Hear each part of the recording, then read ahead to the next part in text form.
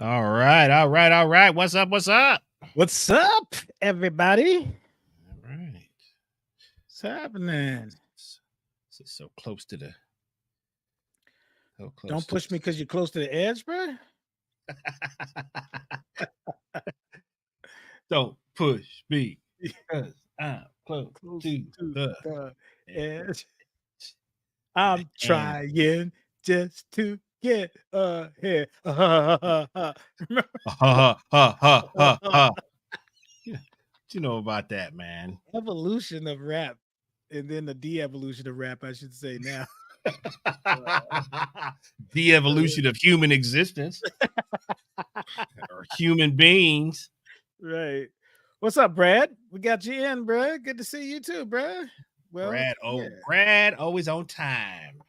Brad is gone. Brad is early. Yeah, I know that from personal experience. Brad used to show up for a drum lesson 30 minutes early.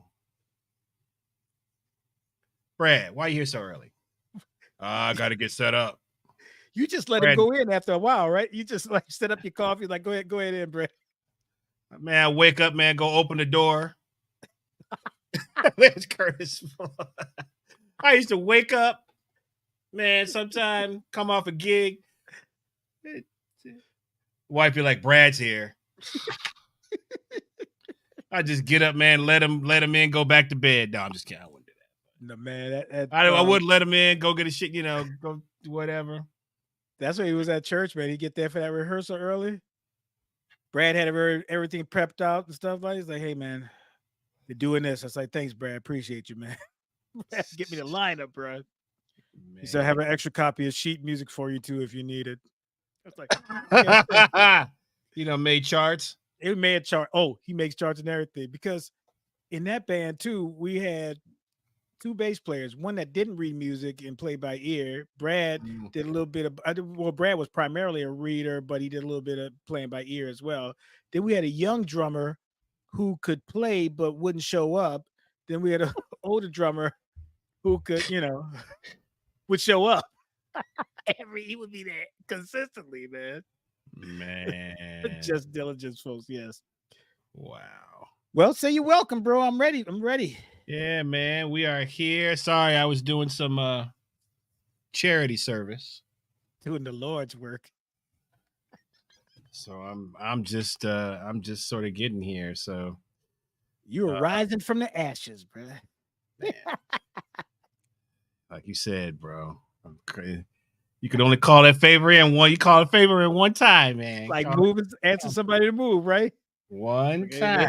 And that's exactly what that is. So anyway, so I'm just getting in the house. We're getting situated. Thank you for hanging out with us. We're going to get some people in here. We are running just a couple of minutes. So what time we start? 9:02? 9:02. So yeah, but we are local musicians. XP. Oh, man. So you're getting better with that, man. Getting better. And we want to welcome you. If you have not hung out with us on a Tuesday before, you are more than welcome to pour yourself a drink, do your thing, hang out with us, listen to us chop it up on this Tuesday. And we got some good stuff to talk about tonight. We're going to recap our event that happened on Friday. We're going to call that the Distillery Recap. Nice. So not to be confused with the Dominican Republic, but the DR. So we're going to talk We're going to talk a little bit about that. And we've got a special guest who was a part of the event that happened on Friday. Participant, and I think sky's the limit for this cat. But yeah, man, we'll talk about that later. But if you have not subscribed to our channel, please go and subscribe to our YouTube channel, or if you are watching on Facebook, give us a follow. Follow us on Instagram. Hit the notification bell on YouTube so you know when we go live or when we drop a new video. We've got a lot of content on YouTube. So Sure. we've got interviews of some great local artists. We've got some great Clip. clips done by our resident producer, all the way from Louisiana, Mr. Brian Come Falgood. on now. And so he's been working with us behind the scenes. And yeah, so we got a lot of good stuff happening. I think we are doing a new episode of Deep Vinyl this coming Thursday. Oh. Talk about Black movie soundtracks. And there's Ooh. so that's going to happen Thursday night, I believe at 9 p.m. So with the great Lamar Clay and his fantastic man, he's kind of in the dumps though, man, because he got to put a lot of stuff in storage. So Are you volunteering your place? I wish, man. I've been trying to figure out how I can. The little records I got in here, I'm like, I don't know where to, man, dude, we've been like trying to figure out like where can we put them? You know, where can we? Because man, they do take up some space, man. They do.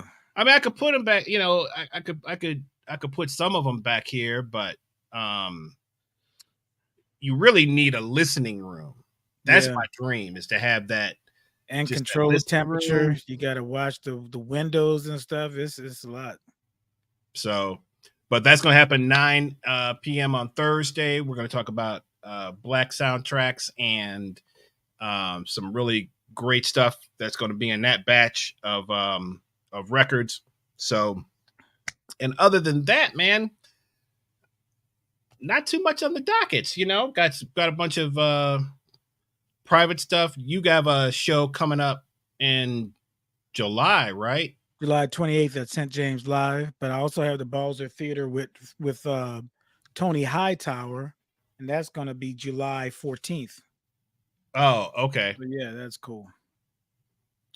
So you got to get your flyers and stuff for that, so we can. Yeah, I think I'll have it. I'll send it to our resident producer. Okay, shortly. And then we have 2 crazy events that hopefully are going to happen in August. We're still trying to get I'm so excited about everything together for that, but we got some cool stuff coming in August, so stay tuned for that. And other than that, man, what's been going on, man? Falgood been posting all these clips. I can't keep up. I can't keep up with them, man. I can't keep up. It's checked them out, man. It's really cool. It's like, we play a lot of other people's stuff all the time. So you get into that minutia of just learning from gig to gig, and you rarely get an opportunity to work on, I don't want to say what you want to work on, but you know what I mean. I do. It's stuff that wants to challenge you, that is going to require more than people calling each other up or emailing each other, say, this is the tunes we're going to do. Right. You have to conceptualize some things, and that's a different mindset. But once you go down the rabbit hole of you learning stuff, and if you're in corporate bands and you got the weekends where you have to play those songs, and then you get on jam sessions and stuff like that, working on stuff that you want to play and desire to play, and that it requires time, is fun in itself. And then when you finally get a chance to express that creativity, and that goes back to bands being bands. Like every band used to have that, where you go see that band, it's like, oh man, they worked in the shed on that. It's not now. It's like everybody's bringing their creativity, but it's not not organized. It's not planned out. And there's something to be said about that. So that was cool to have on a DOMA gig, the distillery gig, is to go through the conceptual stuff that we've done in the past. So yeah. I mean, it changes your mindset too about how you play. You're not that you're not excited. Where you're always excited to play. You're excited to play other people's stuff, and but the one-off thing gets a little old especially when you're not doing anything that's real creative or and just think, man, it's like the cats that we admire, most of those guys, they're in that all the time. That's all they do. That's why they're at the level they are. It's hard to maintain, that level, and your sort of when you have to do so many other things to make ends meet. So it was nice to really get in there with your brothers where you don't have to think about anything, right? Because they're going to have your back. You can whatever you want to try. You can go wherever you want to, and somebody's covering you. That's the worst, man. One of the worst feelings is, and you know what I'm about to say, right? Is when you're trying to, you might hear something and you might go for something, and you're just hanging out there. You're it may work, it may not, but it's like when you're playing with somebody that just either they don't care or they can't hear it, and they leave you hanging out there, man, with no net, and you come back and it's just like, there was no, man, that's the worst. That's one of the worst feelings, man, ever. Man, one of the clips that's up there, I have my orange shirt on, and I get into da, da, da, da, da, da, da, and you follow me. I was like, okay, here we go. Let's see, but I trust you. So I know that me and you going to probably end up in the same area or close to it. And so I wasn't really listening to Craig. So I don't know what Craig was doing in that moment. I need to go listen to that clip and see what Craig was doing. Right. But I was like, while I was going da, da, da, da, da, in my head, I'm like, and hearing changes go by. Right. But if I was doing that with anybody else that I don't play with normally, they would probably got out of that real quick, da, da, da, da, and get to the nearest downbeat, right? Mm-hmm. And I'd have kept on going. And it happened last night when we did Swinging at the Haven, right? Mm-hmm. Where it goes ba ba ba ba ba ba ba ba, right? Mm-hmm. So I was like, okay, cool. It's good when somebody else feels what's going on and says, okay. Well, Ellis Marcellus told me, he's like, Tyrone, playing in the rhythm section, but like piano, but anything in the rhythm section is like playing third base in baseball.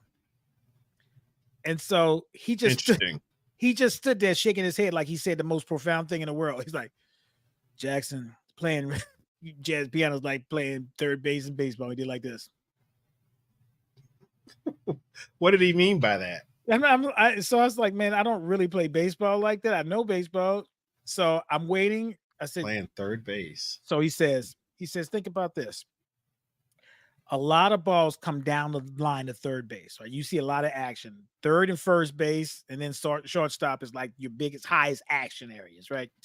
But there's nobody in between third base and whatever the field is. That left field out there, whatever. Left field, right? Yeah. There's nobody in between. So if a ball goes down the line, a person's going to get maybe in scoring position just from that hit, right? Mm-hmm. But you have to know the hitter to position yourself. So he's like, here's the thing. He's like, you're halfway in between the base and second base, and the first batter comes up and he hits the ball down the line and goes past you, right? Mm-hmm. He says, the next time that batter comes up, what do? You maybe ease over to the baseline just in case he hits it down there again, because that might be a tendency, right? Okay. And I was like, oh, that's a great analogy, because choruses come around and around, right? So if somebody does something at the end of a chorus and you miss it the first time, you put yourself in position, you remember and put yourself in position, they do it again, I'm on it. They may never do it again, but 9 times out of 10, they will. So, at that da da da da da da, right? That happens every second chorus of that song. So if we went da da da da da da da da, I'm thinking to myself, I'm gonna be ready for it the next time it comes around, just in case. Okay, right. Yeah, I see what you're saying. So that's what he meant by that. And there's times where we're playing where somebody will do something like, I missed it. You're like, when it comes around again, I'm gonna be ready for that bad boy. Right. Do you think about that? I mean, that happens, but do you think about that as an active listener and as an active comper? Yeah, I'm thinking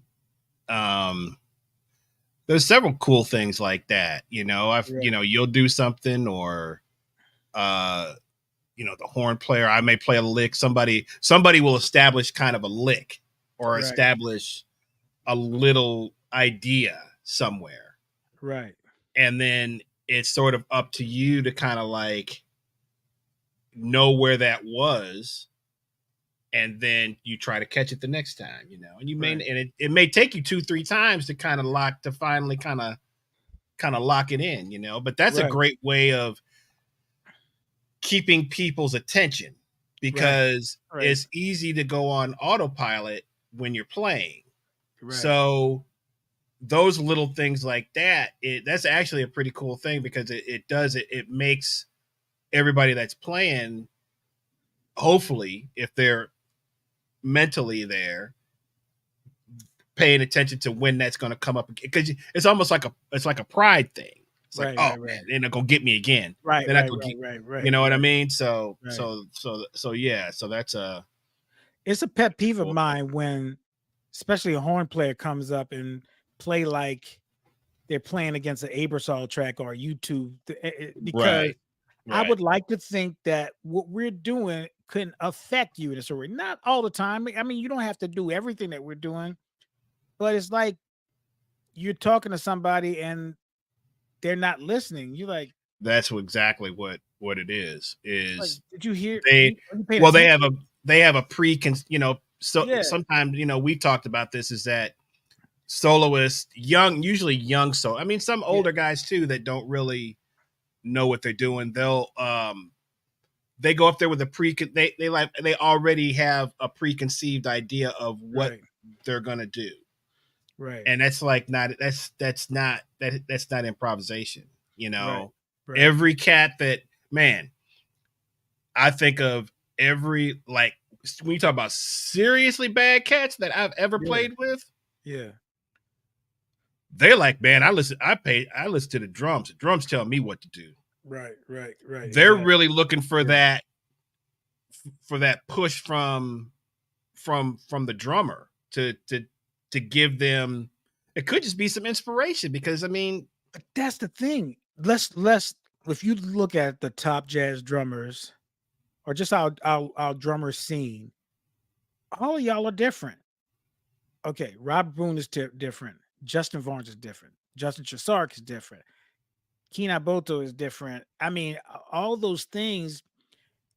How dare you play the same thing that you would play with you, or play with, Larry Wilson, or with anybody else?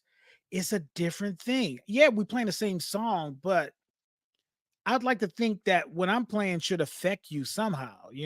Me, Louis Hervel, Kenny Banks Sr. and Jr. It's just different. Jeff Hayden, any other piano player. Takana is going to be in town too. I can't wait to see her. She's here. She's already here. She's here? Okay, cool. So if she hangs out, I'm at Red Light Wednesday, so maybe one of she'll probably come out. Yeah, I haven't talked. Ali called me today, and Takana is different. Takana is a problem. If people don't know Takana, she's a problem. But she's totally different. So if you play with those people, they should inspire you to do different things, at least. It shouldn't be just your preconceived, like you said, I'm gonna go up there and play the Aeolian scale, and then I'm gonna cascade down on the Mixolydian, and then I'm gonna go up a Phrygian, then I'm gonna use the dominant 2 with the bebop 5, and come on, man. Yep. But that's what they do. Right. That is. We hear it every week. That's what every week. I mean, it's like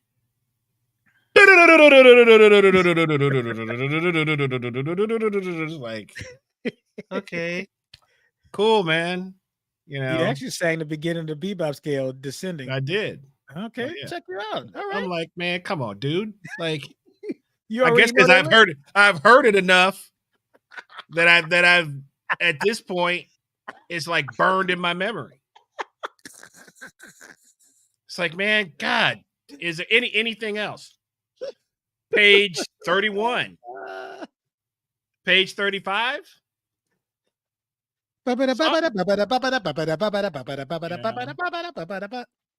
Oh, that's the trumpet thing, the Auburn exercises.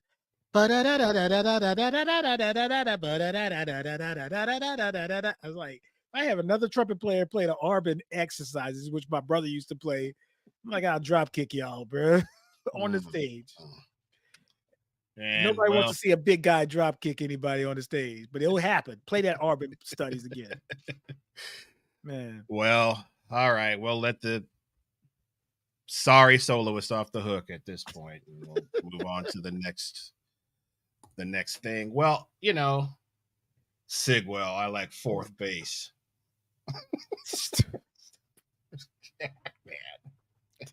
Sigwell. Hey man, there was a tornado that. Are you still in Janesville? Because there was a tornado. My sister sent me a thing. They had a bad tornado up Wisconsin area. Really? Yeah, like a couple of days ago or something like that. But I don't know. Who's in the chat, man? Who's in the chat? We got Brad. Oh, Elizabeth Turner, how you doing? What's going on? Sigwell, Billy Ross, bass player. Yeah, well, man. That's not. Wait, Billy Ross. That's the bass player, right? Billy Ross is does he play bass? I must have the wrong Billy. I think he plays bass. What's going on, Ann Pierre? What's going on, Ann? How are you? Sig said it was bad, messed up a lot of homes. Yeah, bass player. Billy. Okay. Man, I haven't seen. Also, Billy Ross that plays. I always get him. There's a Billy Ross that comes out to plays drums at the session sometimes too. Billy, there was a lot of bass players last night, bro. You got to come out again. Got to come out. Who was there on bass last night? Alex. And that was it, right? Yeah, because was it? I thought there was somebody. No, I guess yeah, I guess so, man. Come out to come out and play. Come out and play, man. Yeah, man. So I guess we've since nobody wants to, it's hard to see. Man, we still not getting no action on your on my page. So on your page, man. So let me ask you a question, bro. You be hiding, bro. You be hiding. You know, hide, bro. You be hiding. Dude. I'm too big to hide, bro. You know. Let's see that mocha latte. Mocha latte, bro. Mocha latte, man.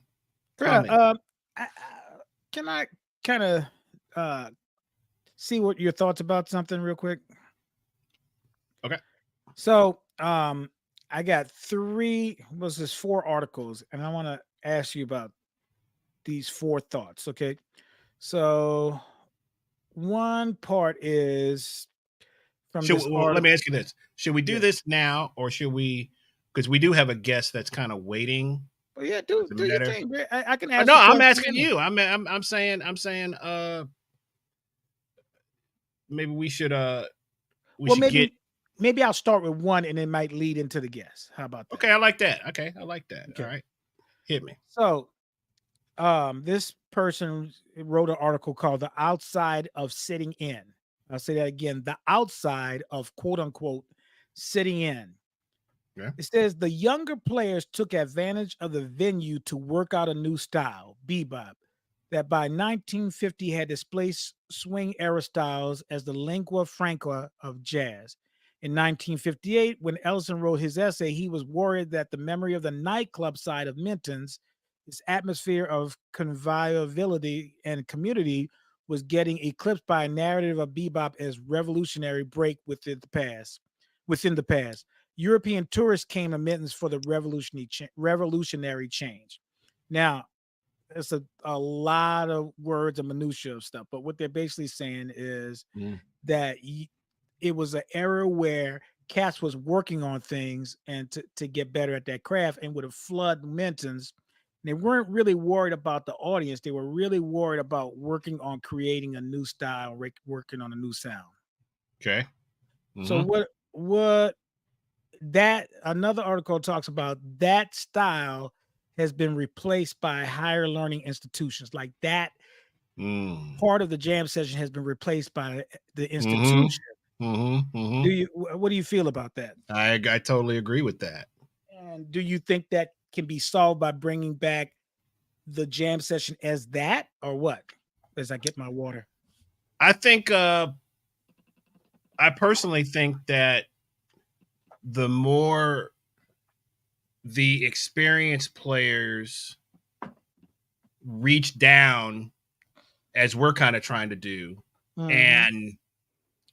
and pull in the younger cats, right? Right. Because there's always sort of this what we experience, and there's sort of this hierarchy of um I don't want to call it a hazing period, but it is similar to that. It is similar Right. to um the hazing that goes on like in a fraternity, where you know you're trying to put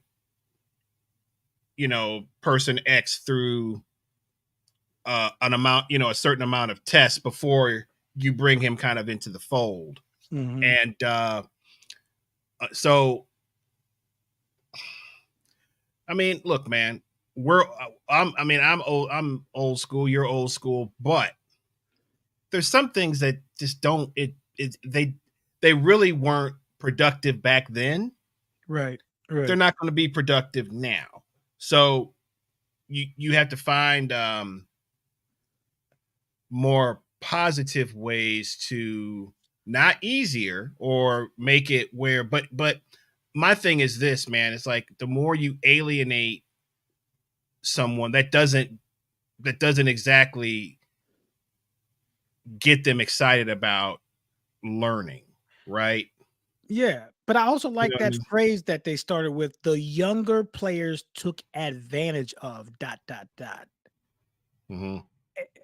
Because the older players, we've done that. We've been in that. Not to say that we're not stopped growing, but it says the younger players took advantage. Like you took as action, right? I'm actively reaching and grabbing something. And to Hmm. take advantage is like, okay, there's a lot of other things that's going on, but I'm going to look at what I can grab and this opportunity and work on the nuance of my style. Not coming there to play what you have been playing in the practice room, or, well, I should take that back, because you can work on what you've been in the practice room and trying to see if it works. That's one thing, but not coming in there stunning and trying to impress people and do that kind of stuff. You have to take advantage of the learning opportunity. And I think that, our guest is doing that. And that's what we want to see from these other young musicians, is that take advantage. And I missed a lot of opportunities when I was younger, where I didn't take advantage of things. I just kind of let things be what they were and not just say, I'm going there and I'm going to learn this. If I'm going to pick up one thing, I'm going to pick up this. I'm going to do this in my playing or something. Yeah, but you can't do what you don't know. You can't do what you don't understand. You can't, you know, to have that sort of forward, mature kind of thinking at that age is not really, that's not the norm. I guess that's what I'm saying, It's not, but if you It's know who has the key, like you talk about the key to unlock those doors, okay. Well, so but that's right? the thing, is that it comes back to who are you hanging with? Who's Right. your that's But isn't that's that the taking key, man. advantage of a situation? You're like, I am going to take advantage of rubbing elbows with this person and Yeah, securing a friendship and securing a mentorship right. kind of situation. Yeah. But one thing is that has to happen naturally. Yeah, Okay. it gotta be You organic. can't force it, because we have guys that try to force that, Yeah. Yeah. and in a not really that great way. I mean, it's never great to force anything, but Right. um that has to happen naturally. A lot of it is personalities matching. It's and also just, you're always looking for little things that tell you how quote unquote hungry someone is, or because now it's harder and harder to sift through that, because you can't, like, you don't know what the agenda is of everybody now, right? Right, It's right, right. because a lot of times it's not really about the music. It's not about the music. It's more, I saw this, I mean, maybe 10, what is it, 20, about 10, maybe a little bit, 10 years ago, where I could see, oh, this guy is more about the hang Right, than. right, right, right, right.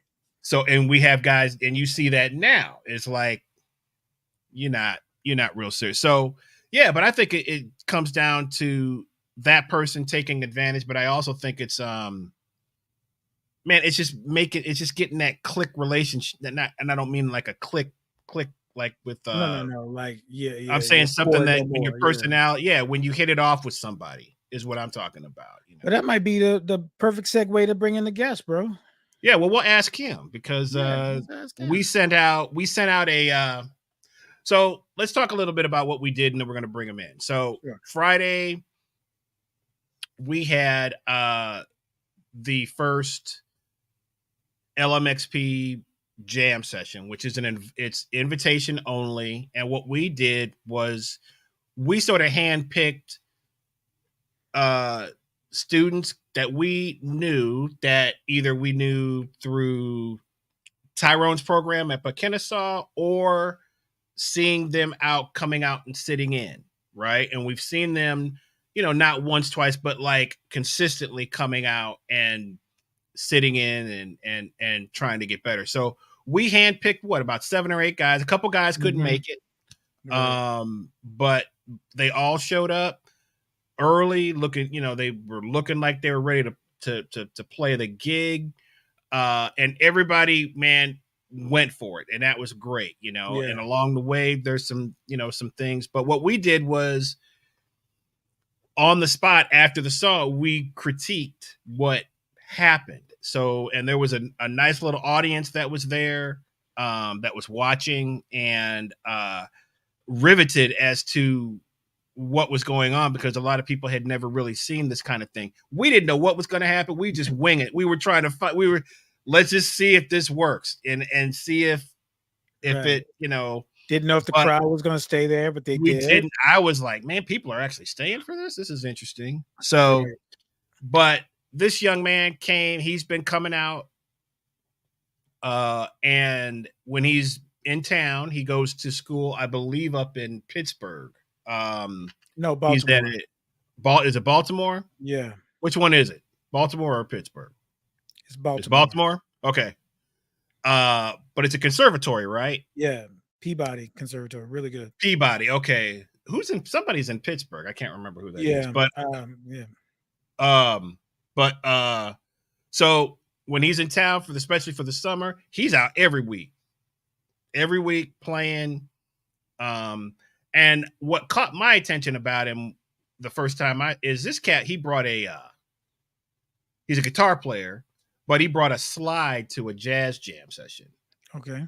I said, "Oh, that's interesting."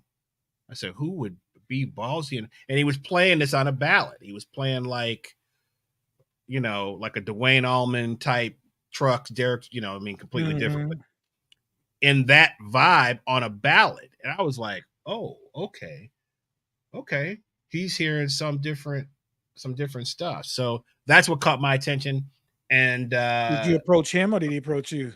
I probably approached him. I was like, and we kind of, hit it off, um, and then just kind of had some conversations about stuff. And but we're gonna bring him on, and his name is Aidan King. What's up, dude?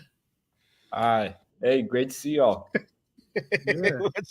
what's up, man? So, dude, uh, I don't want to give you too many flowers yet, but I have to say, man, I have to say, you're one of the more forward thinking cats that I've seen, like And in terms assertive without the attitude of well, being assertive. he's just trying to be. You're gonna get my head all big.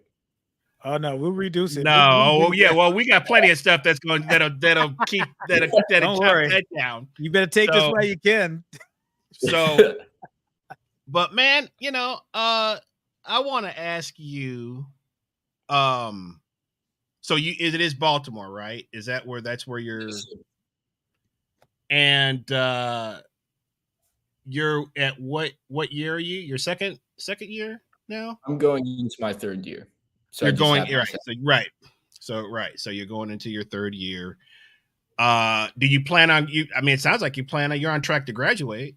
So yeah, well, hopefully, unless something goes very wrong, but yeah. Or very right. Yeah, that's right. If you get on tour or something, right? That wouldn't be too bad. So, but you're from Atlanta originally, or are you okay? So how do you end up there? How do you end up at Peabody? Well, actually, it's interesting because when I was applying to schools, I really didn't have much awareness of a lot of programs, and Peabody, I knew nothing about the program. I mean, it's a really new. The jazz program has been around, but I think 5 or 6 years ago, Sean Jones came in and he really switched everything around. And so in a lot of ways, it's a very new program. But even outside of that, I just had so little awareness that I didn't know anything about it. It was mainly because I was dual enrolled at GSU my senior year of high school. And that was where I was getting most of my first playing experience in a jazz context on guitar. Up until then, especially because of COVID, I was mostly bedroom practicing jazz. And before that, had experience doing rock and blues and funk and stuff like that. But the people who I was working with at GSU were super helpful for kind of cluing me in as to what was going on at different schools. And they told me to check out, there's Sean. They told me to check out Sean and check out everyone else. And I saw a bad dude. Mm-hmm. I mean, when I saw that, I really also wasn't super hip to a lot of contemporary stuff as far as jazz before I went to Peabody. And so I had never really heard anything like what he was doing that was from nowadays. So that was as soon as I saw that, I was like, there's a good chance that I'm trying to go to Peabody. And it's worked out really well. I mean, Baltimore is a fantastic place to be. I didn't know about the scene there. DC's right around the corner.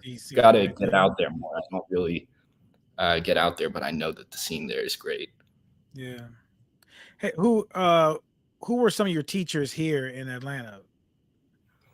So let's see. I really honestly, for guitar, didn't take too many lessons in high school. I took lessons every now and then.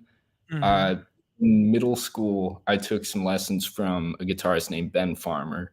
And then later on in high school, I took lessons from a guitarist named John Willingham. And they were, John. Yeah. And especially John was helping me out during my audition process. And nice. He taught me a lot about technique. And I mean, because even now I still have problems with technique from being self-taught, but he really set me straight on a lot of really basic stuff that I just had awful. And then at school, I'm now taking lessons with Marvin Sewell, and that's been fantastic. That's where I got a lot of this stuff. What? Woo! Yeah. Now it all makes sense. Being I didn't know Marvin was teaching there. Man, he started there the same year that I started there, so I was very lucky that worked out. That's being self-taught and having to make a change, instantly you are broken down because I had pretty good technique, and then when I got with a classically trained pianist, well, a world-renowned classically trained pianist, he broke down my plan. It was hard to continue after that, but you just had to deal with it. Did you have to go through that kind of period of this tearing down of your what you did and building Mhm. back up again? Yeah, actually, this past semester, I out of nowhere suddenly started having issues with both of my wrists, where I was having just like soreness and pains and some sharp pains in my fingers. And immediately I was like, this is going to be the end of my career. Like, it's going to be arthritis or something. Uh, and it was just, I went into a physical therapist who was a classical guitarist, Wow. and it was honestly incredibly embarrassing. She like really tore apart my technique, and Oh wow. so now like my hand position and how I sit with the instrument is like entirely different. But Nice. yeah. Great. What's your so musically? What's your what kind of stuff did you grow up on, and how did you sort of find your way into jazz, That's studying a jazz? yeah. Let's see. Well, especially when I was really young, I listened a lot to like some records that my parents had around because I didn't have a phone until high school. And so like our record player was how I listened to a lot of music. So when I was really young, it was definitely mostly like Beatles. Like that's my really young ages Mm-hmm. music. Uh and then at some point, I think I was watching The Simpsons or something, and I saw Lisa playing saxophone, and I was like, "That's pretty sick." And I started taking lessons with Will Scruggs actually Oh yeah. around, Wow. Okay. and Okay. Will. So actually, that's a lot of. I should have mentioned this earlier. Like that's where a lot of my information for learning the guitar came from was taking lessons with Will, and Oh wow. Will Okay. put me on to like a lot of different things. At that point, I started listening to a lot of like 60s R&B, and like I was really into Memphis stuff like Stax. Man, Mhm. I listened to Booker T and the MGs like it was the Bible for a while. Mhm. Uh, like I was also just listening to a lot of like classic rock and things like that. Mm-hmm. That was probably I had a jam band phase at some point in high Mm-hmm. school, Mm-hmm.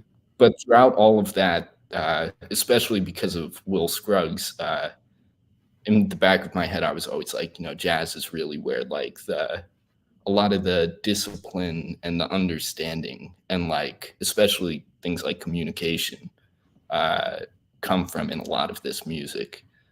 Uh, and I think it was really just I wanted to get better at my instrument, and so I started listening to more and more jazz, and it just got more and more exciting. And then I thought if I want to have a career in making music, then that's the thing to study. Beautiful. Wow. Have you Profound. have you gone out to the gig that the Mike Veal band on Wednesdays? Have you ever been out there? Oh no, I've never heard of that. I'm always at red light on Dude, Wednesdays. okay, you got to go take one time to go out. Killing Mm. guitar player named Chris Blackwell, but the group goes through so many different styles. So I think Uh, it would be inspiring coming from your background. You really check it out, dig it out. mm. Yeah. Mm-hmm. So Yeah, tell you me need to come about. out. Oh yeah, yeah, Mm-hmm. yeah. We'll remind you about it. Mm-hmm. Tell me about your experience with this past was that Friday night Friday where night. Mhm. yeah. So your unique perspective is, and we'll set the stage for people. You heard me, Chris, and Craig Shaw playing first. And when you walking in, you know that you're going to sit in at some point. But what take us through what you were thinking about until it was your turn to play, and then we'll ask you some questions about that. So what did you think about when you got there? Uh, yeah, so let's see. I got there and my dad was with me, and we sat down and It was really interesting hearing you guys' trio, because I've heard you guys playing with Joe and Joe Granson, and it's clear that like when it's just you guys and you're not just calling tunes and bringing up players from the crowd at a jam session, you can really block in on your thing. But the other thing that I noticed was you've got like you had arrangements that you would put together and that like you were really able to stretch out on. And so I was trying to explain to my dad like some of the things that were going on that were really cool, like especially you did Ugetsu, and I love that tune, Cedar Walton Nut, and like at the beginning there's that vamp that you guys did with the really crazy like groups of 5 and then like 6 or something. I was trying to count it out to my dad, and he was not like picking up what I was putting down.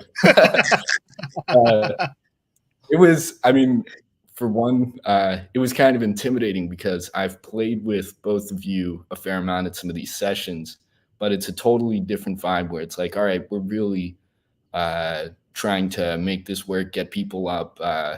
You know, it's 3 hours of getting people on stage and making it work. And so it feels like there's a safety net, and if I like am screwing up, you guys are there to like catch me. But I could see that things were going to be a little more intense when you guys started playing. So I was probably sweating a bit. Well, there's a clip of last night. Brian, I think, has this at some.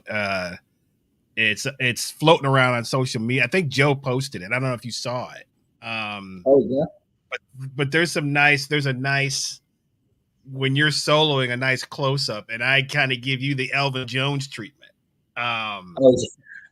Where I start really, I put you in this kind of tornado kind of thing, and I'm trying to see if you can hear the changes, number one, but then also navigate like rhythmically, like inside of what's happening. And, and I want to talk to you a little bit about that, because I think that's something you're going to encounter, man. Like as you climb up the ranks and you start playing, especially when you start playing with cats on that side of town, DC, New York, you're going to be in that grinder like all the time. And so I think naturally what happens to you guys at this point is you're not sure what to do. You're not sure what to play. Right. So we're going to talk a little bit about, if we can find, I'll have to, I can't remember. I think Joe posted, but I would like to find that clip to kind of give an example. I thought it's the one that Misha recorded, right? Where Misha was on the, it was a trading section. No, there was we'll find, we'll find it. I'll dig it. But it was just straight Aidan soloing against. Oh, cool. It wasn't a trading. It wasn't a trading thing, but we'll find it. But anyway, man, that's astute, man, that you pulled that cycle out from Ugetsu. That took a long time to get that together, man. It was taking me forever. I was counting it in so many ways that were so wrong, and then I was how did you study like Indian? Have you studied any of the Indian stuff or any of the like polyrhythmic? Yeah, I gotta get hip to like, and I mean, I've heard some of Ravi Shankar's stuff, and I've heard people that I know are influenced by that, but I've not like really put in the time to pick that out. I've had to like focus for a while and just really try to hear every subdivision, and then as soon as I figured out I couldn't shut up about it to my dad, I was just like, no, they're doing this and that, like. Right. Okay. Just imagine trying to play across the bar line over da da da. I was so glad I wasn't on the bandstand. That's the blender that he talks about, because It's coming. But It's Aiden, coming. here's the thing though. If you never stick your neck out there to do it, you'll never be able to do it. It's always going to be a first time. So don't you want your first time to be where there's nothing on the line, you know? Yeah. So, but there's going to be a time where something is going to be on a line, a job, a gig, or something like that.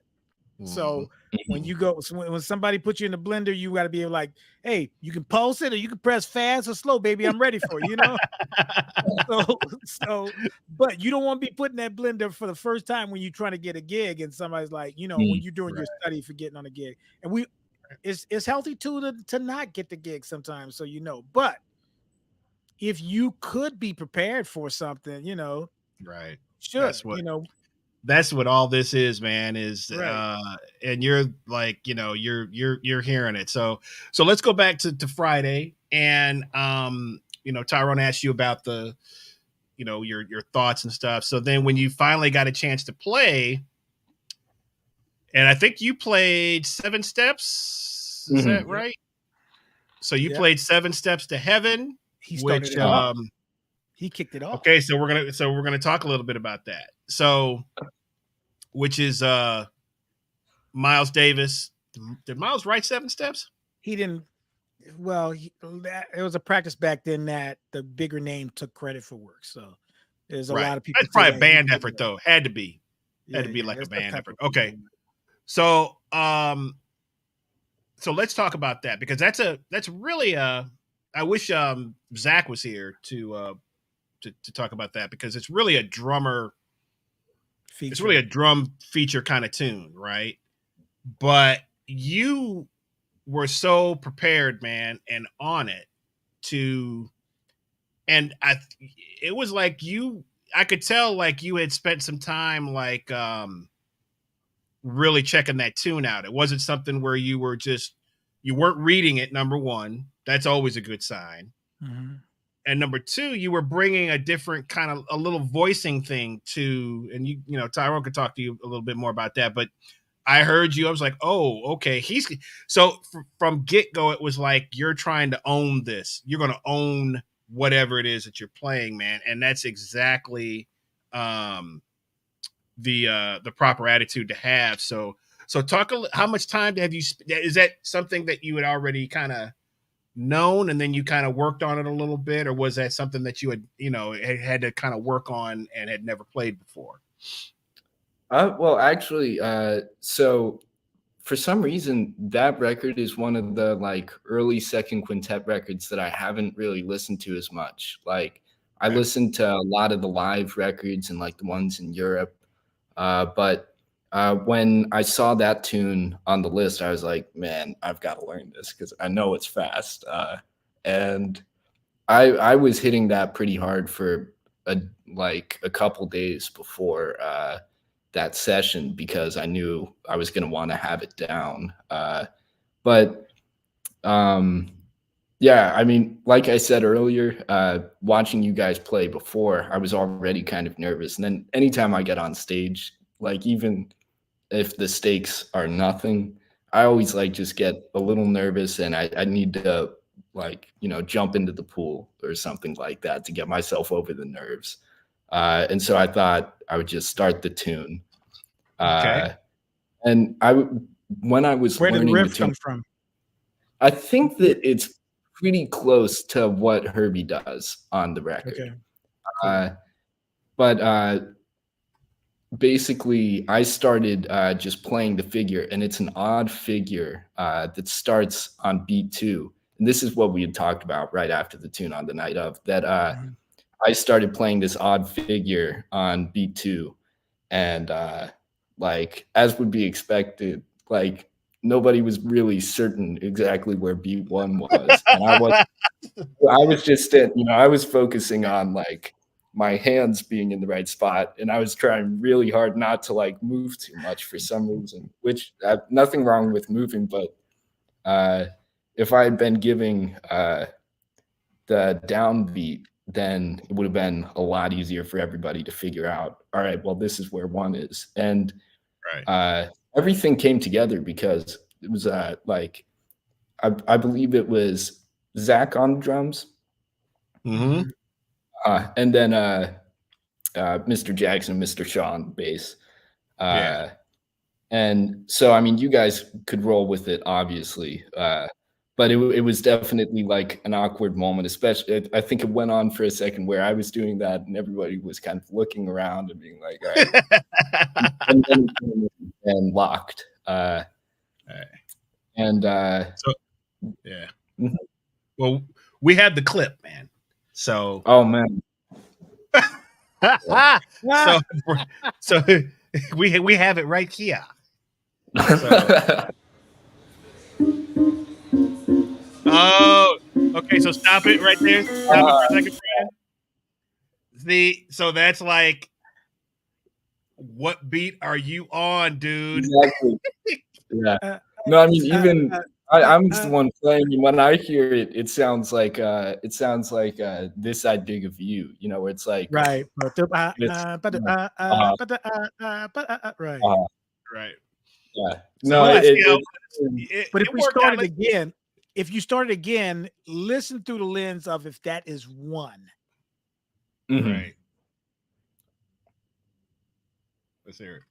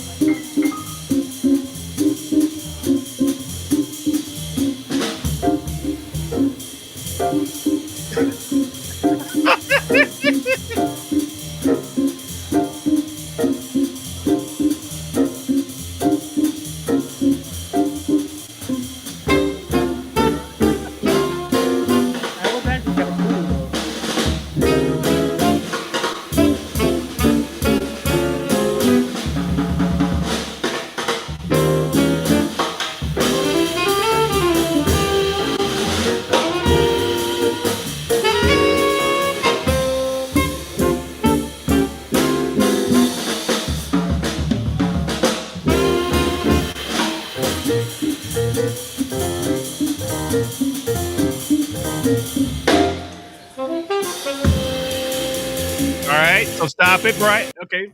So let's pause right there. So this is great. This is really great because I'm listening at this and I'm just like going, okay, they gotta figure this one out. So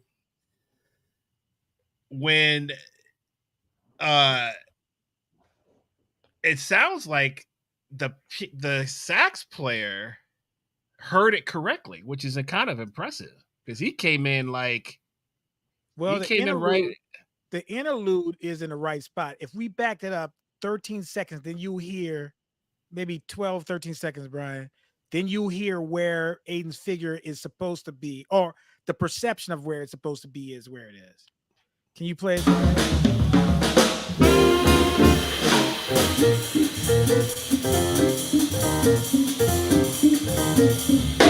So that's where it's supposed to be. Good pause. Okay. So that's where it's supposed to be. Am I right, Aidan? Right.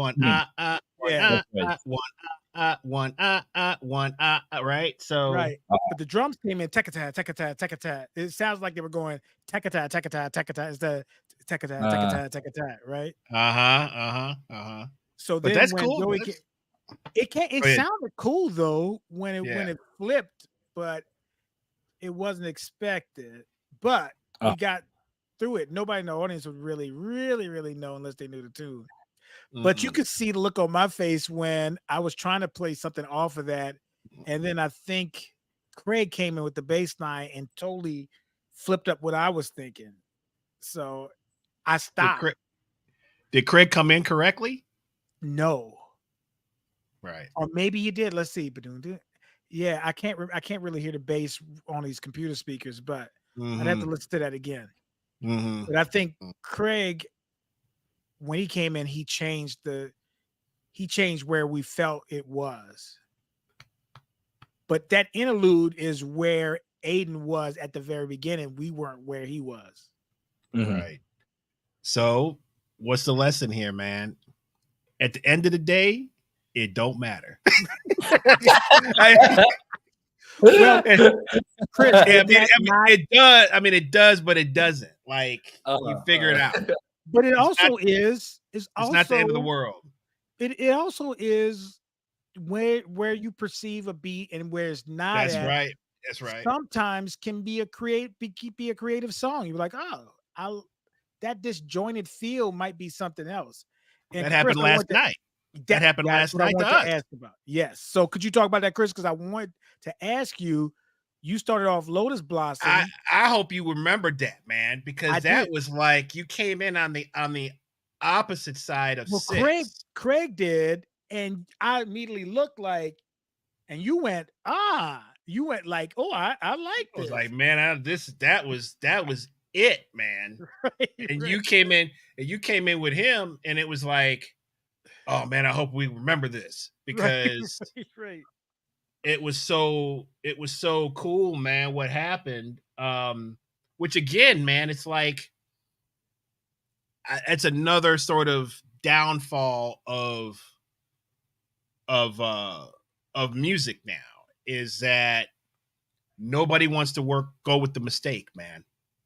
Mistakes are so Inspiration. much of what we love in Right. terms of recordings, performances. They're mistakes. It's like I made a mistake and then it turns into, you know, it turns into something cool. Now we're so like grid thinking, click track.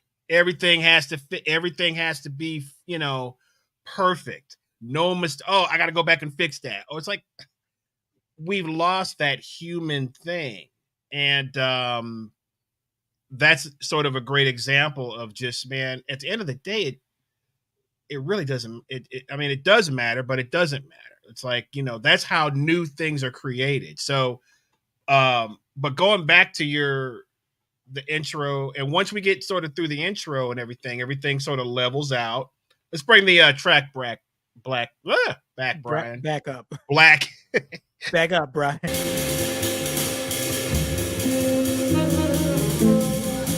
Oh, I got up. My wife. Get out the way. I told.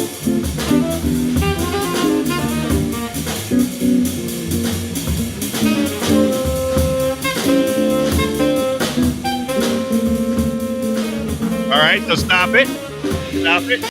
So that's one chorus. Now, what I hear is the drummer has checked out Tony for real. He's trying to play the ride cymbal like Tony is playing. Tony has a real kind of it's not just ding, ding, ding, ding, ding, ding. He's playing multiple rhythms inside the swing beat. The drummer's trying to, and the drummer, man, Zach, shout out to Zach, man. We got to get he studies with Quincy Davis at North. Quincy Davis is one of the great jazz drum educators, man, right now. He's got a great YouTube channel, great player, and a great teacher. And Zach is a student of his. So I want to give shout out to Quincy. But he's checked it out. He's checked out what's going on. Tyrone, you laid out. And you laid out for a reason because you wanted to hear, okay, let me hear if these cats have the harmony together with this, right, and if they can kind of keep the form, right? So, and the opportunity to see what Aidan was going to do if he comped, because if I took over, maybe Aidan would not, and so I want to see what he would do in the moment of comping because I just want to see. So, what's your impressions about that? Well, I would say I love the way he's comping, but when the drummer does those polyrhythmic type of patterns on the ride cymbal, the rule is for somebody to stay home. So I would say in comping, don't be afraid of beat one. And most guitar players fall into track, and piano players like all these ands, right? But if sometimes you just drum a chord on beat one, bling, bling, bling, bling, like 1 and 3 sometimes. Wow. Yeah. It's going to make all the difference in the world. If you back it up a little bit, not to just overly critique your playing, but if you hear this now with thinking about what if I played on beat one? Can we go back like 20, 30 seconds or so, Brian? Yeah, right before Shanita comes into the frame. All right, listen for one if you play this.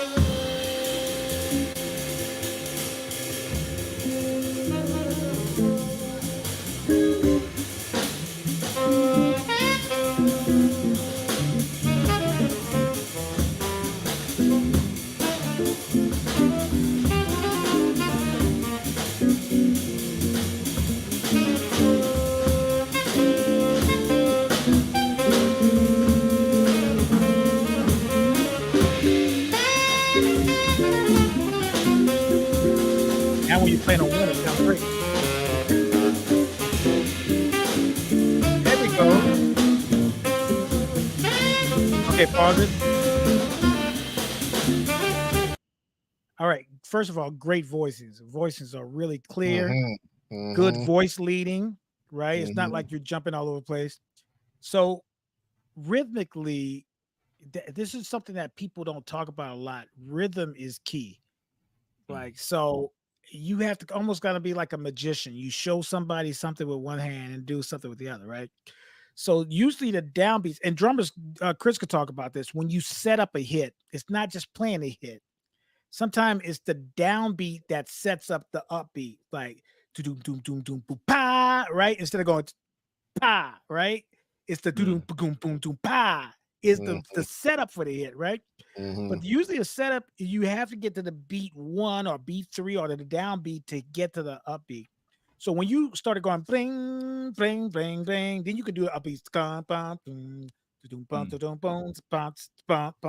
right? But don't lose the power of beat 1. Yeah.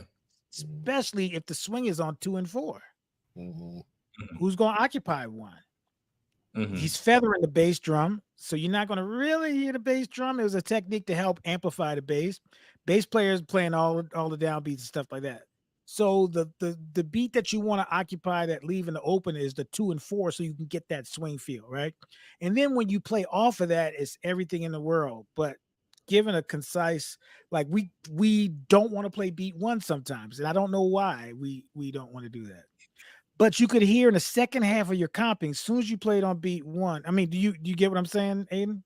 Yeah, no, totally. I mean, it's something that people have told me before, and I just like I guess especially at higher tempos, like I really think I've got to be hip and like put out ideas, and a lot of times I forget like my teacher Marvin Sewell told me at one point, like he very kindly was just said, you're coming up with some interesting ideas, but like it's not really feeling very good, and sometimes you've got to like uh, take a break with trying to put out ideas and like focus on making it feel good. And that's something that like when he first said it, I was kind of panicking a little bit because I was like, oh man, it doesn't feel good. Like, what am I supposed to do about that? Like, I'm trying to make it feel good. And that's something I have to work on a lot right now. And I've been trying to work on, but especially on tunes like this where it's up and I'm just trying to hold on. I totally forget to even think about that and really like hold it down at all. Look, man, you just making an effort to comp is already a win, because 9 times out of 10 I mean, these guitar players do not want to comp, man. They'll solo all night. Yeah. But when it comes to comp or play rhythm, nada. There's a master. That's a bad Marvin. Dude right there, man. That's a bad dude. That's a bad dude, man. That's a bad dude. Well, I like, man. I mean, I love what I was hearing. I mean, I think, I think and Tyrone even, he got me thinking about something, because for me, I think the drums, a lot of times the swing is, man, it's hard to play a lot of ones for on the drums, because it constantly, like, in my opinion, it resets everything and it makes things sound square. So I'm always trying to be off the one, right? Now, if I'm playing in a funk context, or a rock context, right? It's the opposite, right? Mm-hmm. I have to hit that, you know. Every now and then I can be off if I'm playing with the right guys, but nine times out of 10, it's definitely about coming back on the one. It's just the way the music is. So, but in jazz, it's, you know, it's more of a certain, the drummer is more off, and then who's ever comping takes sort of that role. So that's an interesting thing. I never really thought about that. So that's an interesting that's interesting to hear you guys talk about that, man. You know, it's finding space. It's everything is a puzzle, right? So if we're all in the same, if everybody's on the upbeats, it makes total sense, man. Right. So it makes total sense. All right, so let's go to. Did you take a solo in this, Aidan? I did. There was some funny things happening. Here we go. Okay, stop. So you were supposed to go back to the interlude there. Exactly. Right? Yeah. I missed the interlude. I was a little excited to get playing. And, I hear you. It's funny. I like in his shot the drummer turns to you, so it looked like he's engaged. So that's good. Totally engaged. I had to get on him because the tempo was dropping. Right. I had to kind of come behind him a little bit. I think that's on here, but yeah.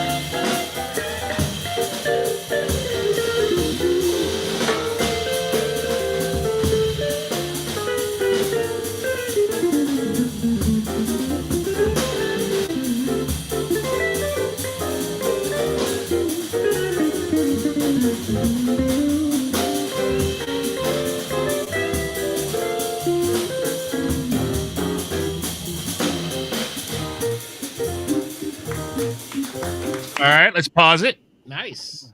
All right. Yeah. That's the precise moment when I realized that I had forgotten the interlude at the beginning of my solo. And you can hear also when it gets to the bridge. So I play the bridge on the second A because I missed the interlude. And then everybody else is at the bridge when I'm on the last A. And I hear that at the end. And that's when I look up and I'm like, I'm on the first chorus and I've already lost the form. And so I thought, like, I was apologizing to Mr. Shaw after the. I was like, oh, I don't know what the form was. I thought that, like, I was just dropping the form everywhere. And, I mean, it was just because I had missed the interlude and I totally, offset the first chorus. But you got back on. You got back on. Yeah, I didn't think that I was back on, though. I was very, the whole time I was really trying to figure out if I was off or not. Once you're in that spin cycle, man, it's hard. It's hard to try to get your mind back on it. What about being in a washing machine, dude? I used to feel like get on it, stop it.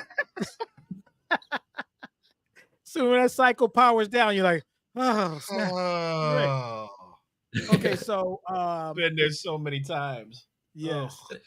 And it doesn't help that those changes are kind of like similar to a bird blues cycle, right? Yeah.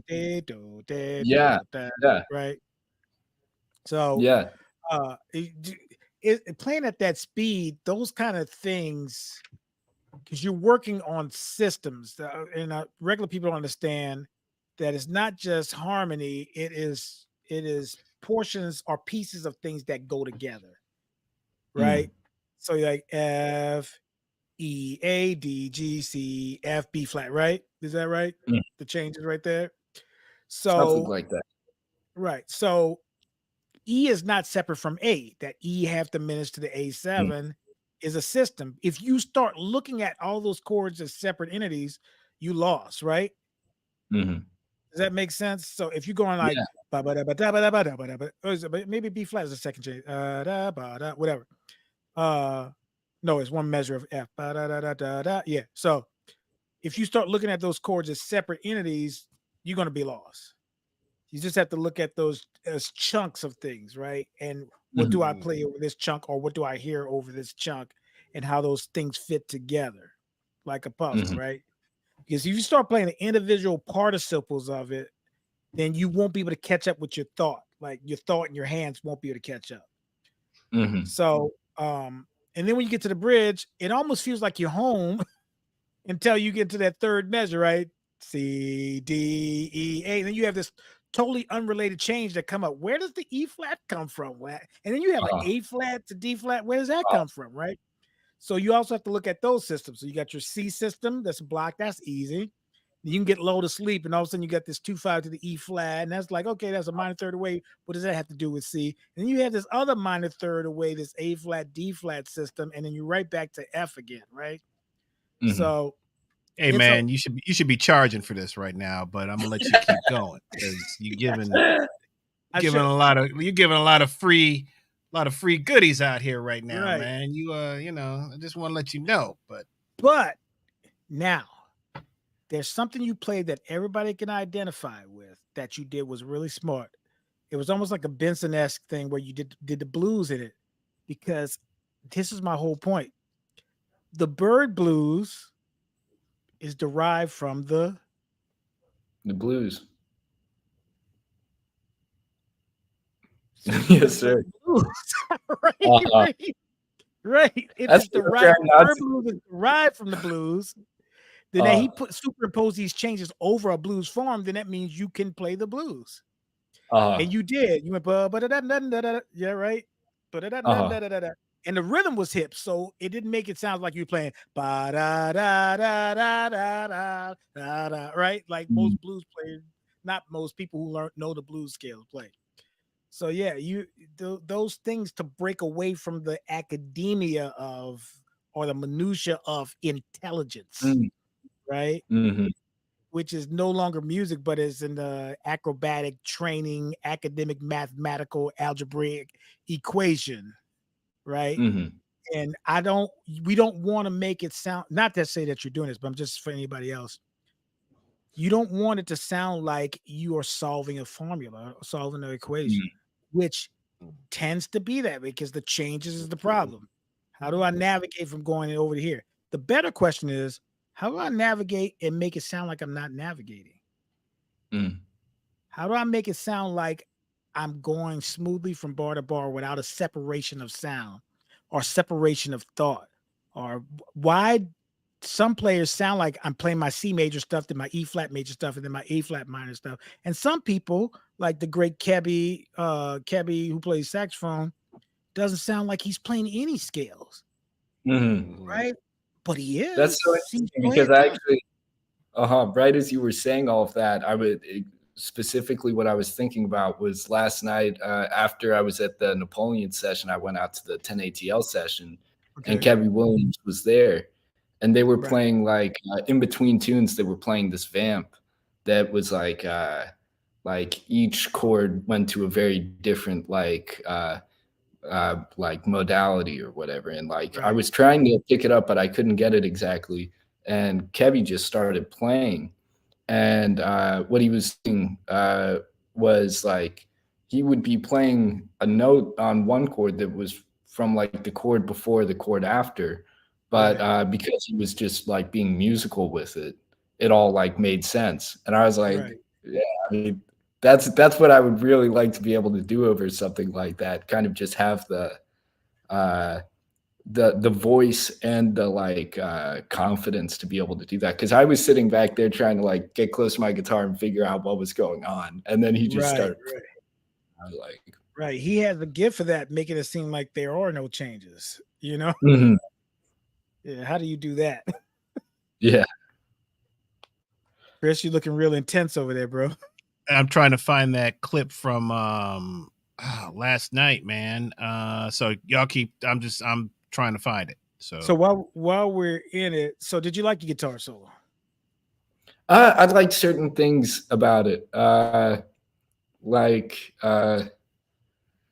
I don't know. I feel like I wasn't really leaving much of any space because I was All trying to right. hold Before on. you answer that question, when you see Mhm. something like this, what do you say? Uh, I don't know. First, I tried to back off of just like cringing a little bit, which I always do whenever I see When was, myself, and that's but you have a comment here that says great guitar solo. So that's what do very you? kind. I No, you said don't thank. say great. Oh, sorry, I didn't see the comment there. Okay, Oh, well, thank you very much. That's very okay. kind. So perception is this: you have a perception of what your solo is Mhm. because you created the solo. You know what you missed, that what you were going for, and you missed, and you know what you hit, and you know some of the stuff that happened, and you're like, oh, that was kind of cool. I didn't plan for that to happen. A person who's listening may not hear what you hear, and that's great. My question to you is, do you ever think that maybe your solo is better than you think it is just because it is your solo with all the stuff that's in it?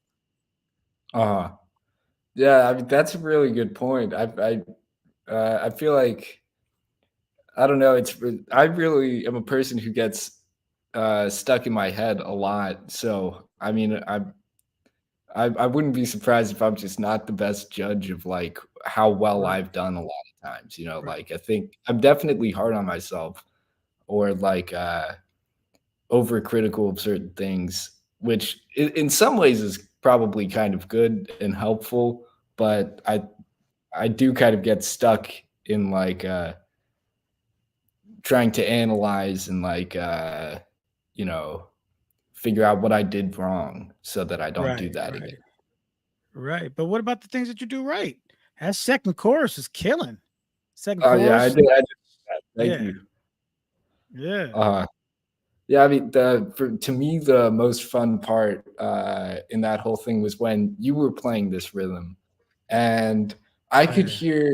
I mean, this is something that happens to me a lot where it's like sometimes somebody plays like a specific cool rhythm that's like some sort of dotted quarter thing, and I'm immediately like, oh, I hear what they're doing, and I'm able to like go with them, and it feels great.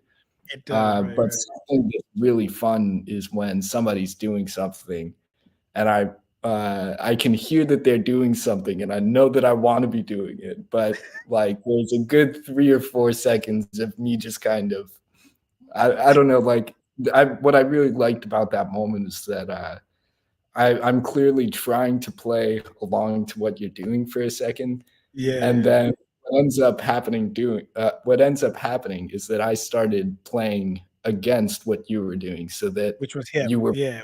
Hip. yeah, I was really like, as soon as it locked in, I was like, well, if I figured this out, I'm gonna stay here. Right, right, And I right. but yeah, that was probably one of my favorite moments in the solo was Well, when that one locked thing I in. regret in your solo is that I was trying to mess with the drummer, and I shouldn't have been. I should have been listening to you. So I was like, I was deliberately trying to go to see if he's going to respond. But Uh-huh. I clearly was not listening to your solo because you were laying down some nice stuff. And I'm like, oh, I'm getting all the way it is because I am trying to communicate with someone other than you, and Mm. not to undergird what you're doing. I started getting my own vanity of showing this kid, look at me. You know what I'm saying? I'm like, here's the hip thing. And so now I'm listening back to it, I was like, oh shoot, I missed the opportunity to comp for you. You know what I'm that's saying? funny, man. That's funny. So yeah. That's it. Well, it's interesting because I didn't get that vibe at all. I felt like it felt like At there was first just chorus, I would definitely do it. Second chorus, I locked into you. At first chorus, uh I was definitely trying to do something, and it taught me a well, that lesson. I was first like, chorus, I was out of nowhere. You know, I was an ace. "Ba-da-da-da, ba-ba-ba-da." All right, I Yeah. found that clip. So Okay. Now, can you let's set us up with the clip? What is the clip? yeah. So this is last night. Let's see if I can do this. Hey, Aidan, thank you for being on the chopping block, man. Because Yeah, it's yeah. Thank you not a so much for comfortable having place. me. Yeah, but it's the best place to be, right? Mhm. It's where the Let's see learning here. happens. Yeah. Right. Everybody posts their perfect food plate and post their perfect runs. Okay, here we go. Let's see. I'm gonna try to get up to. Here we go. There he is. That's the man right there. Let's see. I like that Chris is locked into you, man. He doesn't do that to people all the time. We can't hear what you're putting down, Chris. Chris, you got to set the sound up. We can't hear it. Can y'all hear it? Nope. Okay. It's playing through your speakers, but not. Oh, you know what? Okay. So Yeah, here's share. the key. Remember that. Let's see. What is it? What's the move here, Brian? We gotta set it at oh, we had to set a video file. That's it. That's it. That's it. Let's see. We have to share it. Desktop. There we go. Do you remember this clip, Aidan? I think so. Was it during Swinging at the Haven? I wonder. I don't Yes. remember it yet. Okay. Yeah. See, I haven't. I've been trying to stay off. Oh, here we go. That's it, right? Yeah. Oh, here we go. Okay.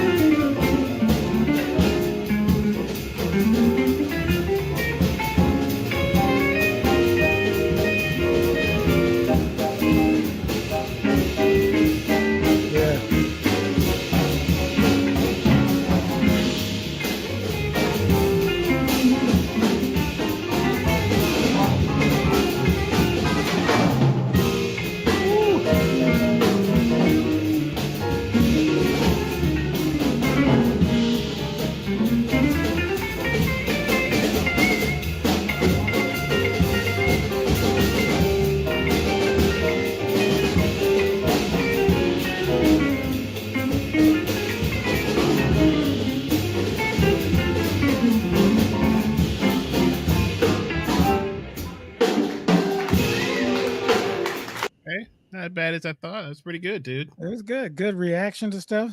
Yeah. All right, I got a couple of questions for you. Mhm. What's the first chord for Swing at the Haven? B flat sus. Is that right? Okay. Yes, that is correct. And what's the second chord? A flat sus. Good. All right. So it's a parallel kind of shift, right? Uh, You have one chord and it goes down a whole step. Same sonority, right? uh, So what did you play over that B flat sus and A flat sus respectively? What sound were you thinking of? Most of the time, I think I was playing like generally like either for the B flat sus like B flat or Mixolydian? yeah or Mhm. like sometimes thinking of it as F Dorian. Right. Which is And basically the I same don't thing, right? yeah, yeah. Mhm. Okay. And then doing the same thing over A flat. Right. Okay. So um, there are many colors to paint with, right? Mhm. Those kind of opportunities where you have a shifting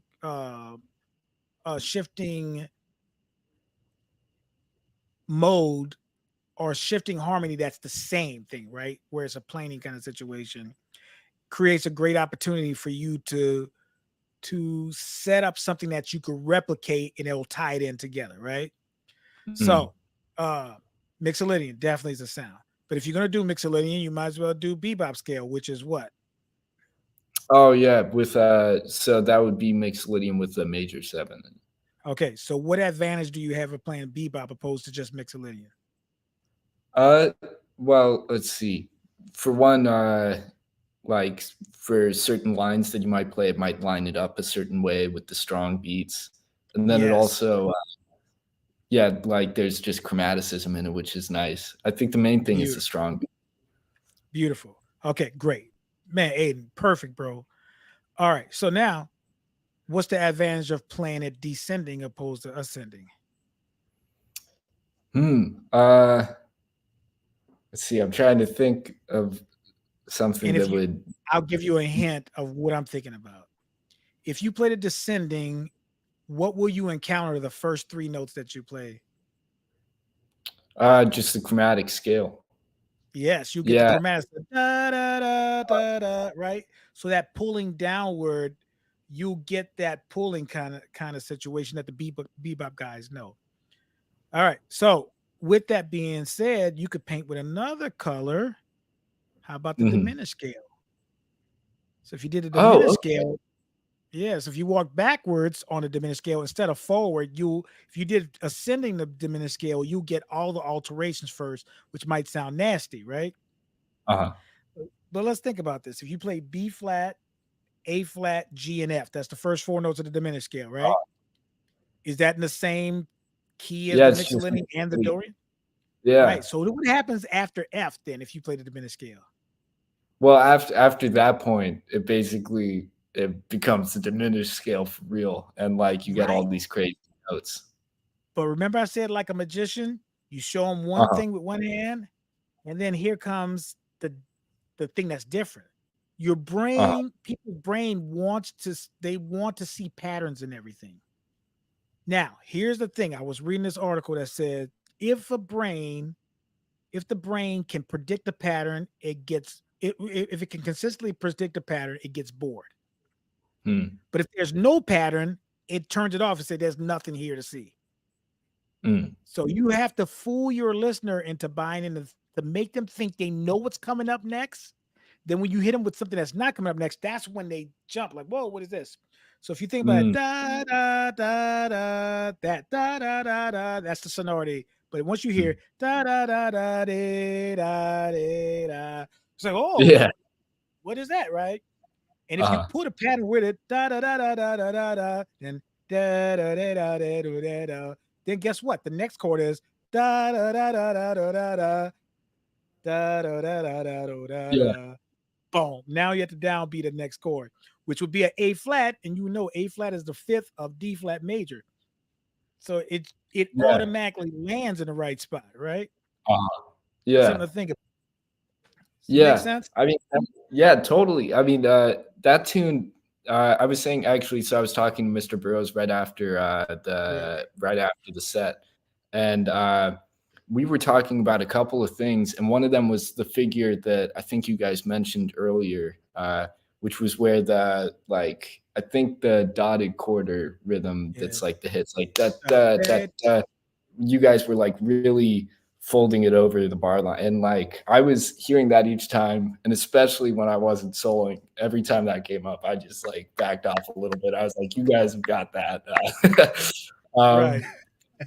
like we were talking about that, and he was like giving me some tips on checking out. For one, Mr. Granson gave me the chart that you guys have for the big band, Okay. and he was like, "Check this out. Check out some of these figures." and I haven't done that yet, but I'm going to. Well, And one thing Mr. Burroughs talks about is playing. Check out this phrase that he has: playing whatever over whatever. He says that to me a lot. Playing whatever over whatever. So if you think about that, you have to separate your brain into one thing is going da da da da. So while you're going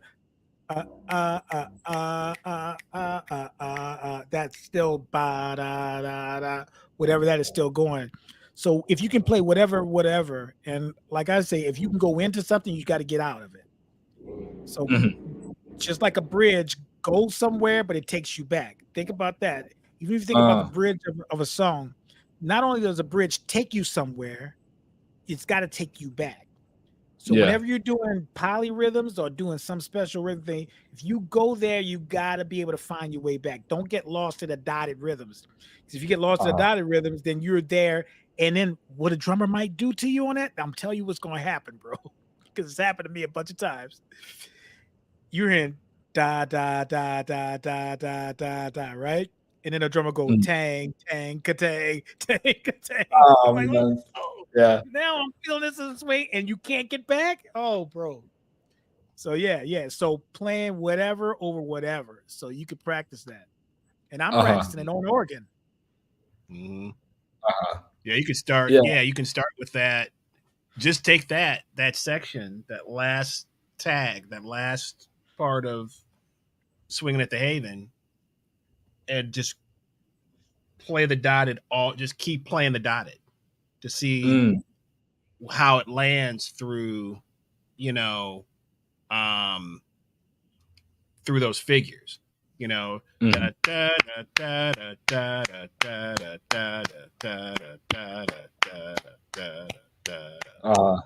use the flamenco approach. Let your thumb be the chord notes. Your thumb on the low string can be bop, bop, bop, bop. It doesn't have to be a specific harmony, but let your thumb go bop, bop, bop, bop, and your upper finger is da da da da da da da da da da da da da. And then to feel it against the swing, just put your metronome on 2 and 4. Yeah. Put your metronome on 2 and 4, and then just run those patterns so that you can so you can just hear them, and then you can, you can go out. You'll be able to go out as long as you want to. So, man, this was great, dude. I mean, there's a lot of other stuff that we can talk, but we're going to save some for some future things. When do you head back to school? So I head back to school at the beginning of August because I just became an RA at school. So I've got to go back for meeting. That's cool, right. Man. Yeah. That's busting kids and stuff like that. You're gonna be busting kids, bro? You're the snitch, man. You're gonna be the snitch. And now they're paying to be the snitch, so I might as well be the snitch. But you get free room and board as an RA, don't you? When money's involved, all the coolness goes out the door, man. It's like that's right. That's what I'm saying. RA is the cat you got to get next to, man. The RA, you got to be friends with the RA. Exactly. Yeah, but I also am in town for a little bit in July. So unfortunately, I'm mostly in town until like the 12th of July, and then a little bit right at the beginning of August. And so I'm just trying to hit all the sessions as much as possible until then. And then for the week when I'm back, go out and hit them some more. Are you going to be in town August 8th? Unfortunately not. I've got to be back August 6th. Okay. There was something that was going on I think you should witness, but that's okay. Yeah. Mm-hmm. Yeah. Well, but anyway, we'll have another. And then you're back, for winter after that? Yeah, I should be back. They go a lot closer to like the holidays than they used to. I think that I'll be back around the 16th or 18th or something like that. It might be even later, but and I should be around until at least partway through January. But I don't know the exact dates. We'll send us your schedule. Let us know when you're going to be around. Are you planning to spend any time in New York City? Are you planning to Man, you need to go to New York, man. And Oh yeah. you know, we can, there's a couple of young guys up there that we know Mhm. that we could hook you up with, and that are doing some great things up there, man. But you need to go and check that out and start, Yeah. just sort of seeing the lay of the land and Yeah. and Yeah, what I'm you think. hoping to get up there at least a little bit this coming semester. I've been up there a couple times, but I haven't made it out really to play at all. Other than me and That's cool. some of my friends from Yeah. school, we went out and we played with some guys at MSM, and I mean that particular day was a tough day for me. I kind of got my butt handed to me, but it was a great experience. That's all part of it. That's what you want, really. That's right. Yeah. Is Mm. Cyrus Chestnut in Baltimore area, DC? Yeah, that's right. Actually, I think that in the past he's done a master class at Peabody, though I wasn't there when it happened. Okay. Yeah. Yeah, man. Well, look, Cool, man. brother. There's a cat that came through town. What was it? 2000 when we were at Twain's, man. 2009, 2010, 2000. Yeah. I can't remember. Something like that. He's from South Africa. His name is Darren English. And he's a trumpet player. Plays multiple instruments, but his main thing is trumpet. And Killing piano player. what were the first thing we just said? He got it. I mean, certain people have it, man. And I compare a little bit of you to. I've seen some of the same trajectory. I'm seeing some of the a little bit of same things. Is you have it. So, it's all about what you want to do with it. That's what it comes down to. Is and keep your recording going too. I know you record too, and keep all the other stuff, the rock, the blues, everything going. Come out Wednesday because you need to meet Chris Blackwell. Yeah. I'm writing down these names because you told me about that session. I'm writing that down, and it was Darren English, right? Well, he's in South Africa, but he's a trumpet player. But come Wednesday, come out to Tin Roof and meet, because you need to meet Chris. You need to meet the guitar player and the Mike Veal band, and you need to kind of hear that band about the session. Actually, yeah, I did hear about that. It's not really a session, but it's a classic rock masterclass is what you get. It's a classic everything. It's a classic everything. They're going through every style, every genre, bro. Yeah. So you need to come out and you need to meet Chris. You need to meet Tom. Yeah. And you need to hear these cats play in a rock setting with the same mentality and sensitivity. What's going on over here. So come on over to, if you can, we're there 8:30 to 12, and it's right there on Briarcliff and North Druid Hills. So no, I know the spot. Yeah. So even if you hit red light for a minute and then come, because usually the second set is really, if you get there at like 11 or something like that, because we usually take the second set, we just take it out. We might do some Jeff Beck stuff. We might do whatever, so. But come, because I want you to meet Chris, though. Also, meet you. Yeah. So, all right, brother. Well, we'll catch up soon, and thanks for being a part of the first session, man, and setting a standard. Oh, thank you so much for having me. I really appreciate all the feedback. Absolutely. All right, my man. We'll see you soon. Yeah, see you. All right. Peace. All right, Aidan, take it easy, bro. Later, man. Later. You as well. Yeah, man. Yeah, bro. Yeah, he got it, man. Yeah, man. He got it, bro. He got it, man. He got it. When you pay attention to a cat, I know, because you don't invest. I mean, you try to invest everybody, but you want to see how they're going first, So it's really, really cool that he's in there, man. He's got his head on right, man. He's doing a lot of stuff. So look out for that cat. For sure. I already see what's about to happen. Actually, they Right. better hope he go to New York. Around here, They better hope he. Yeah. Yeah. If he stays here, and he's already got his recording set up stuff already, bruh. Yeah. and yeah, I think we're finding our path here, man. That was really great, and Zach and but we'll get them. We'll get all those kids on. I wanted to. I was hoping your boy Joey was coming up. Will come around, man, so we can get it. It's crazy because to the regular listeners, maybe when we're talking shop like that, it might go over their head. But I mean, it's always talking about. I mean, do you ever remember a mentor or somebody there saying, "Hey, have you ever thought about this?"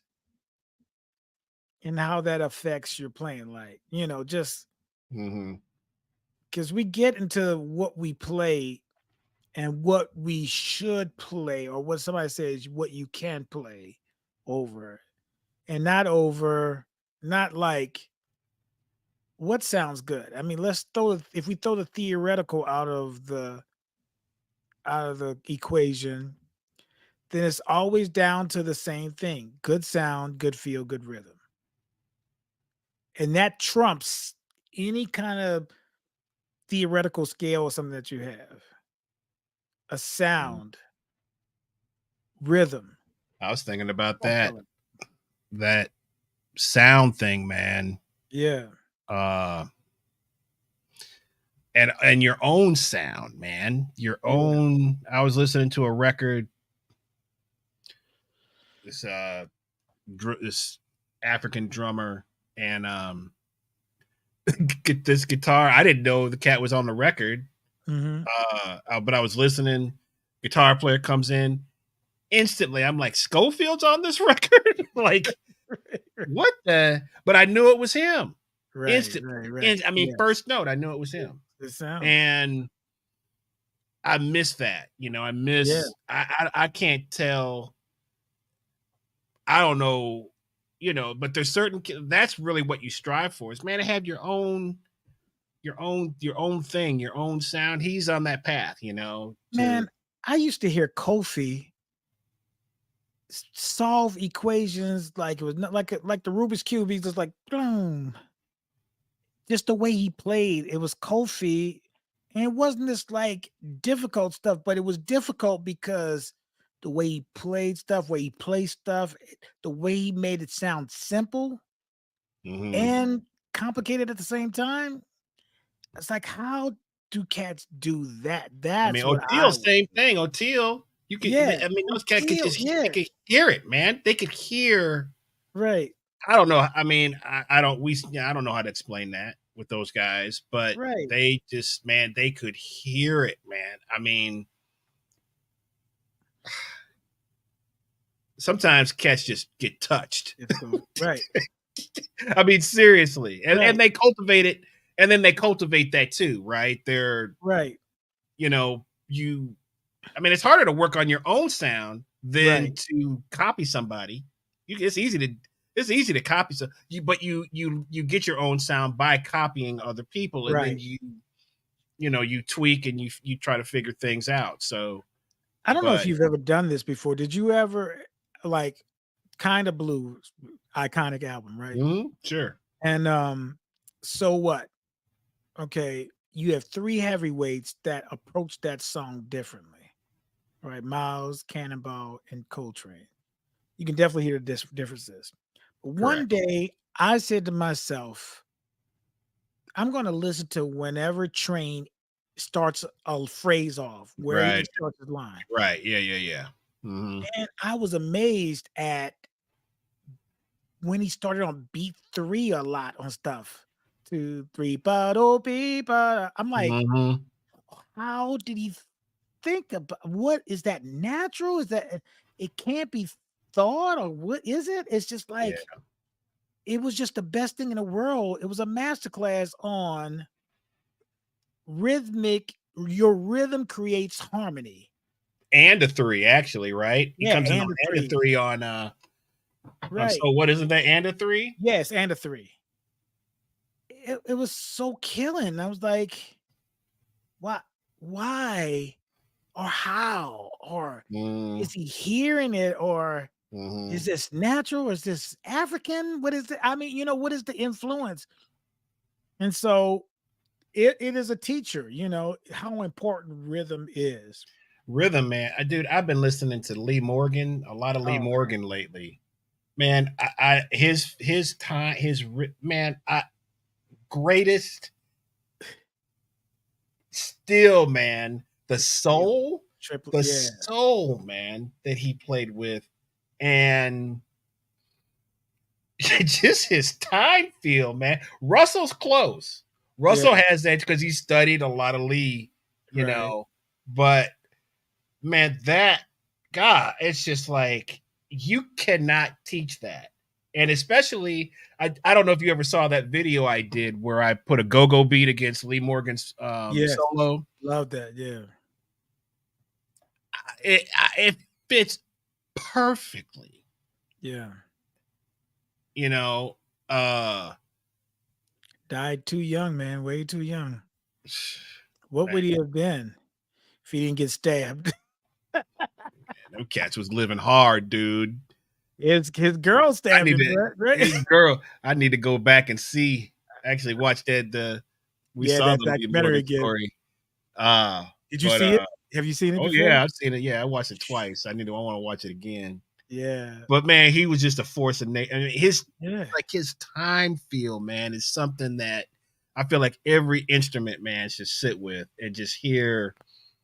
Right. You know, I think just one of maybe the greatest time feel I've ever heard, man. And swing, man. I mean, he could go play in any funk. He could play it, and it's gonna. Oh yeah, it's gonna be like right. It's gonna be like right there. So, but great show, my brother.